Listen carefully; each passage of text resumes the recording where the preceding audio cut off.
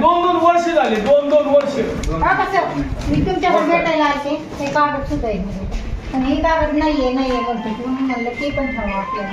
बाकीचे सगळे कागदपत्र दोनदा देत. नाव कमी अर्ज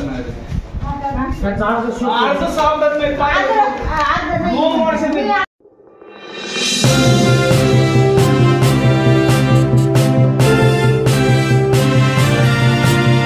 जामखेड तहसील कार्यालय अन्न आणि नागरी पुरवठा विभागातील ढिसाळ कारभार उघड. गेल्या 2 वर्षापासून जामखेड तालुक्यातील आणि शहरातील हजारो नागरिकांचे अन्नधान्याचा लाभ मिळण्यासाठी ऑनलाईन रेशन कार्ड काढण्याचे प्रकरण अन्न आणि नागरी पुरवठा विभागाच्या ढिसाळ कारभारामुळे तब्बल 2 वर्षांपासून प्रलंबित आहेत.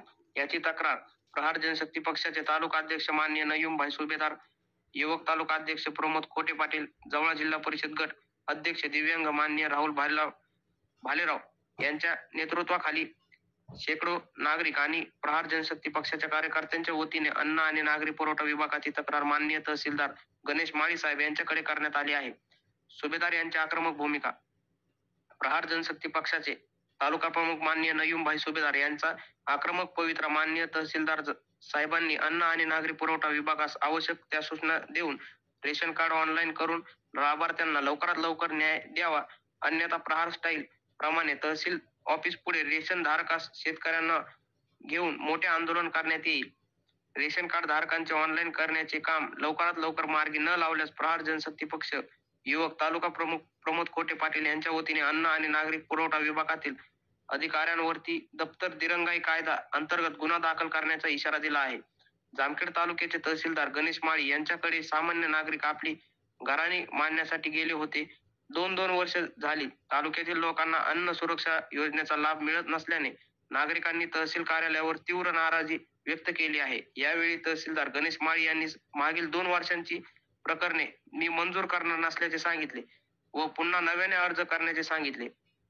यावर नागरिकांनी नाराजी व्यक्त करत तहसीलदार कार्यालयाचा ढिसाळ कारभार व नियोजन शून्य अधिकारी असल्याचे जामखेड तालुक्यातून आलेल्या नागरिकांनी सांगितले की एकतर 2 वर्ष झाली अर्ज देऊन त्यावर वारंवार चक्रा माराव्या लागतात त्या वेगळ्याच, आणि पुन्हा आता नव्याने अर्ज करण्याची सूचना तहसीलदार गणेश माळी यांनी दिल्याने तालुक्यातील नाराज नागरिकांनी आपल्या व्यथा मांडताना तहसीलदार कार्यालयातील अधिकारी जामखेड तालुक्यातील जनतेला पहिले भाडे 55 अशा पद्धतीने वारंवार नुसते अर्ज करायला लावण्याचे व नागरिकांना चक्रा मारायला लावण्याचे काम करत असल्याचे सांगितले. त्याचबरोबर तालुक्यातील विद्यार्थ्यांना लागणारे विविध दाखले हे उत्पन्न जातीचे डोमासेल जातीचे दाखले, उत्पन्न दाखले इत्यादी दाखले तातडीने मार्गी लावली जात नाहीत.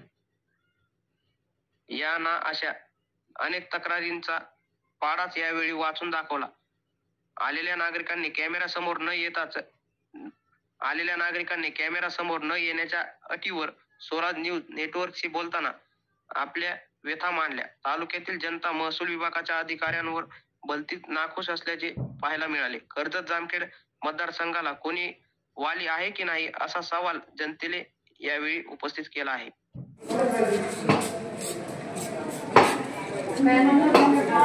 काय नाव तुझं बाळ? अशोक आजबे. बर, ठीक आहे. काय कशासाठी आला होता तू? कोकणासाठी. किती दिवस झाले? 2-2.5 वर्ष झाले. ठीक आहे. तुमचं काय? रामकिशन दत्तात्रय भोंडवे. कशासाठी आले तुम्ही? कोकणासाठी. बर, वर्ष झालं. किती दिवस झाले? वर्ष होऊन गेलं. काय करायचं? कुपनच काय करायला आले तुम्ही? काढायला कोकण. यायचं इकडं? काय ऑनलाईन करायला? ऑनलाईन अन्न सुरक्षा हे भेटत नाही आम्हाला. बर, काय कशामुळे त्रास देते ते सांगू शकता का? पुढच्या वेळेस काय कारण? काय कारण नसताना गाव कुठलं? गाव कोणतं तुमचं? घोडेगाव. बर, तुमच्याकडे पुरावे आहे का काय दिलेले तुम्ही? आहे ना? ठीक आहे. चाल, ठीक.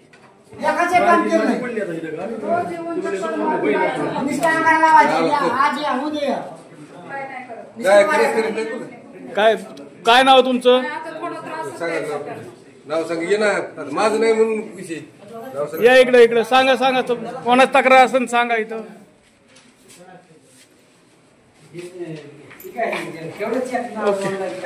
चल ठीक आहे. काय केलं पाहिजे ठीक आहे. तुमच्यातून मी 2 वर्ष मी म्हणत नाही कारण मी 2 वर्ष सांगतो का आता 15 दिवसापूर्वी दीड महिन्याचा बी भेटत नाही अजून. काय केलं पाहिजे भेटायला चालले तर म्हणले नाही इकडे खूप